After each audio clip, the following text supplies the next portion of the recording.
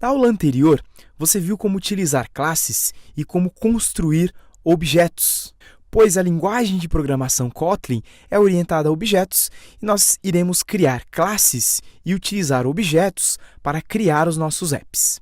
Nessa aula, você vai aprender um conceito importante quando você trabalha com orientação a objetos, que são os construtores, para então você aprender um outro conceito muito importante, que é herança. Nessa aula, nós vamos então falar sobre construtores. Então, primeiro, eu vou criar um novo arquivo. Você pode então clicar aqui para adicionar. Nós vamos colocar o nome de construtores e vou pressionar o adicionar. E em seguida, eu posso voltar aqui em classes. Eu posso até copiar esse mesmo bloco de código de classes, voltar aqui em construtores e colar. Nós vamos utilizar basicamente o mesmo bloco. Eu vou apagar toda essa estrutura, inclusive aqui a cor. Eu vou manter apenas o nosso objeto casa. E aqui nós temos a nossa classe casa. Caso você não tenha copiado, você pode escrever a classe casa novamente. Ela tem uma propriedade cor, que nós colocamos o valor inicial vazio. Ela tem alguns métodos, o método abrir janela, que tem a quantidade de janelas como parâmetro, o método abrir porta e o método abrir casa. Você vai ver que, utilizando construtores, fica muito mais fácil fazer a configuração inicial de um objeto. Quando você está criando apps, em alguns momentos, algumas classes que você utiliza, você já pode inicializar algumas coisas. E essa inicialização, essa construção, muitas vezes nós fazemos com construtores. Então, o construtor, como o nome já diz, ele permite você construir o seu objeto, passar algumas configurações iniciais para o seu objeto. Nesse caso, nós temos aqui a classe casa, que ela tem cor. Eu poderia colocar ainda mais um atributo. Eu vou colocar o atributo vagas na garagem, que seria a quantidade de vagas que nós temos na garagem. Então, eu coloquei aqui inicialmente com o valor 0, eu consigo então configurar agora vagas na garagem.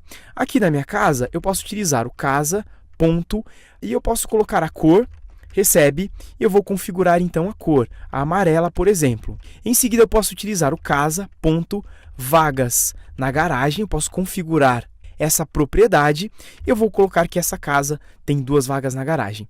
Eu vou criar mais um método, eu vou colocar ele, na verdade, aqui em cima do abrir janela.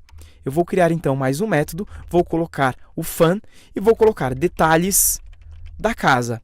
A ideia desse método é que ele vai retornar os detalhes dessa casa. Então, basicamente, na verdade, eu posso até imprimir, utilizar o print ln e, em seguida, imprimir os dados dessa casa. Eu coloquei, então, no print ln. A casa tem a cor cor. Eu coloquei aqui o símbolo de dólar para imprimir, então, essa propriedade cor. E, em seguida, vagas, eu coloquei o símbolo também para imprimir a vagas na garagem. Eu acabei colocando vagas, mas é vagas garagem. Eu poderia colocar só vagas também, ficaria bem mais simples, mas podemos manter por enquanto vagas garagem. Feito isso, eu tenho então agora a configuração da cor e da vagas na garagem, e agora eu posso apenas utilizar o método casa, ponto, e eu tenho o método detalhes casa. Então, esse método detalhes casa, ele basicamente vai exibir os detalhes da casa. Se você pressionar agora o executar, ele já deu uma mensagem de erro, porque, na verdade, aqui no classes, ele até mostra classes.kt, você tem uma redeclaração de casa. Então, eu vou voltar aqui em classes. Aqui dentro de classes, perceba que realmente eu tenho essa casa já criada. Eu posso, então, abrir o comentário aqui e aqui embaixo eu vou fazer o mesmo passo, eu vou fechar o comentário. Então, aqui em cima de casa, eu abri o comentário com barra asterisco e aqui embaixo eu coloquei o asterisco barra para fechar. Eu posso também comentar esse bloco de código aqui para que não aconteça nenhum problema, pois nós vamos redefinir essa classe casa e vamos fazer algumas alterações. Eu posso então apagar essa abertura de comentário e com isso eu tenho um comentário sendo aberto e um comentário sendo fechado. Posso descer um pouco mais, eu vou apagar esse comentário e eu vou, na verdade, colocar esse comentário aqui embaixo. Feito isso, eu tenho a função main, mas o restante dos códigos estão todos comentados. Eu vou pressionar o salvar aqui em cima, e agora eu posso voltar no construtores, e ao executar agora mais uma vez, ele já não dá mais nenhum erro. Ele mostra a casa tem a cor amarela e tem 2 vagas. Então, realmente, é isso que nós fizemos, nós acabamos de exibir os detalhes da vaga.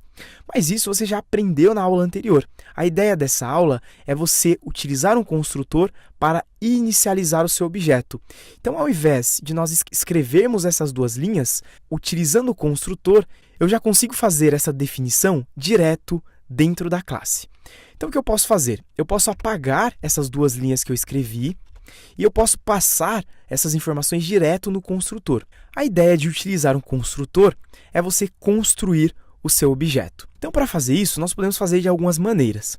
Nós podemos utilizar um construtor primário e um construtor secundário. O construtor primário você consegue definir direto aqui na casa. Então, quando você abre e fecha parênteses aqui, você consegue passar dados direto quando você instancia a classe. Então, eu consigo construir o meu objeto já passando dados direto para a nossa classe casa.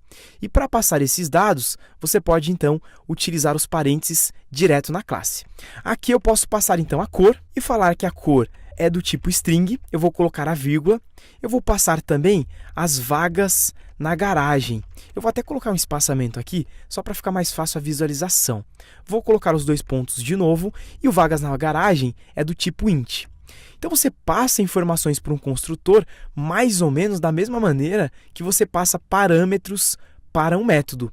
Mas quando você passa aqui em cima na classe, você está passando os dados para o construtor. Você está utilizando essa estrutura que nós chamamos de construtor. Feito isso, agora você tem a classe casa com 2 parâmetros que podem ser utilizados. Então, aqui nós criamos um construtor primário. Eu posso, então, voltar aqui na casa e, ao invés de configurar as propriedades como nós já fizemos anteriormente, eu posso passar as propriedades direto aqui quando eu instancio essa casa. Então, eu posso colocar a cor amarela, em seguida eu vou colocar uma vírgula e eu vou colocar que a quantidade de vagas é 2. Então, dessa maneira, você já consegue configurar as propriedades direto no construtor.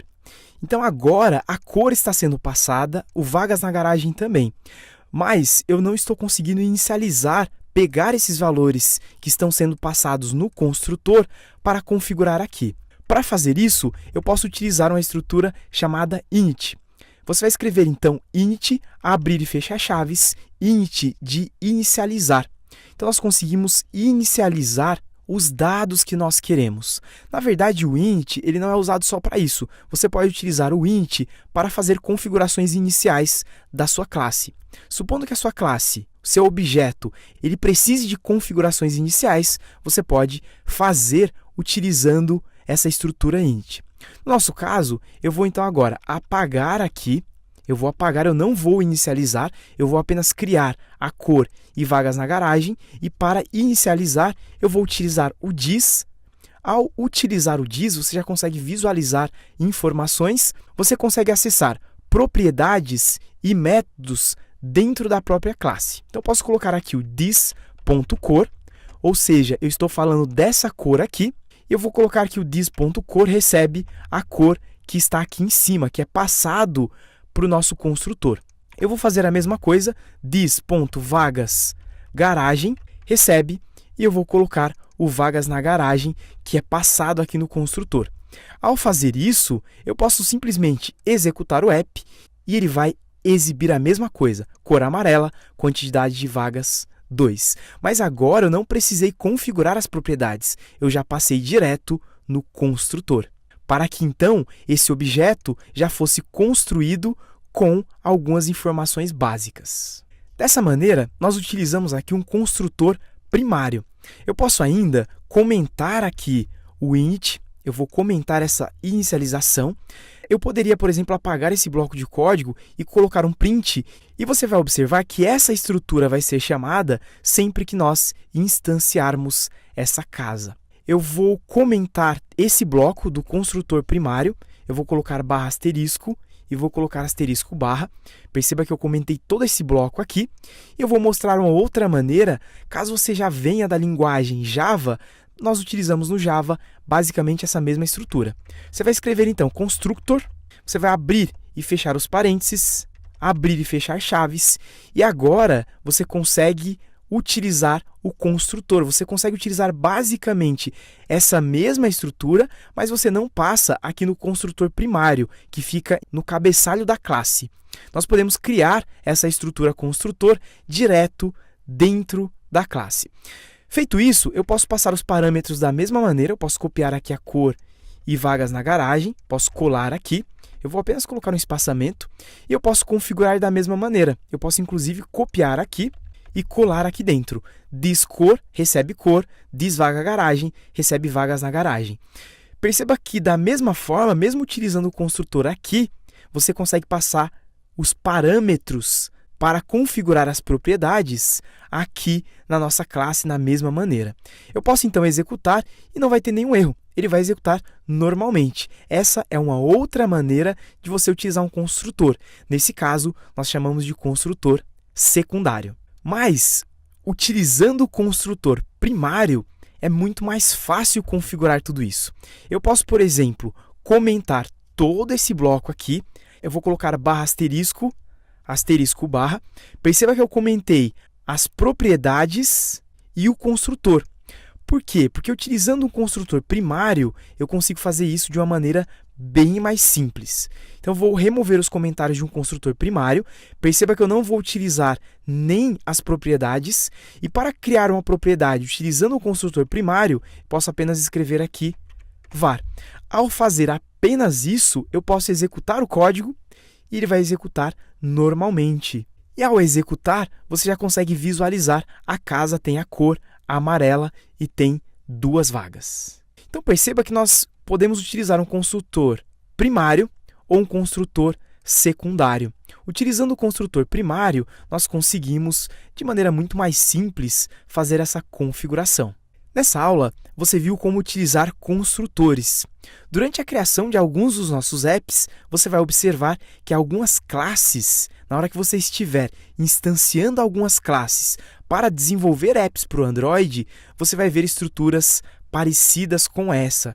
Então, você vai ter, por exemplo, não uma casa, mas você vai ter uma outra classe sendo instanciada e nós podemos passar dados dessa maneira. Nós podemos configurar esse objeto, criar um objeto já passando alguns valores para as propriedades dessas classes. Esse exemplo que eu utilizei de casa, ele não é um exemplo real, mas não se preocupe. Mais adiante, você já vai ver exemplos reais utilizando construtores. Na próxima aula, você vai ver um conceito muito importante para a economia de códigos em qualquer linguagem orientada a objetos, que é o conceito de herança. Até a nossa próxima aula!